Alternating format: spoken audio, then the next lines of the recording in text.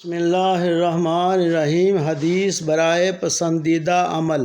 حضرت عبداللہ بن عمر رضی اللہ تعالیٰ عنہما بیان کرتے ہیں کہ ایک آدمی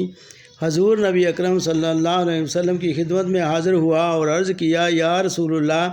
لوگوں میں سے اللہ تعالیٰ کے ہاں سب سے پسندیدہ شخص کون ہے، اور اعمال میں سے سب سے پسندیدہ عمل کون سا ہے؟ رسول اللہ صلی اللہ علیہ وآلہ وسلم نے فرمایا، اللہ تعالیٰ کے ہاں سب سے پسندیدہ شخص وہ ہے جو لوگوں کے لیے زیادہ نفع بخش ہے، اور اللہ تعالیٰ کی بارگاہ میں پسندیدہ ترین عمل تمہارا کسی مسلمان کو خوش کرنا، اس کی تکلیف دور کرنا، اس کا قرض ادا کرنا، اس کی بھوک کو مٹانا، ایک مسلمان بھائی کی حاجت روائی کے لیے اس کے ساتھ جانا مجھے اس مسجد میں یعنی مسجد نبوی میں 1 مہینہ اعتکاف کرنے سے زیادہ پسند ہے۔ جس نے اپنے غصے کو روکا،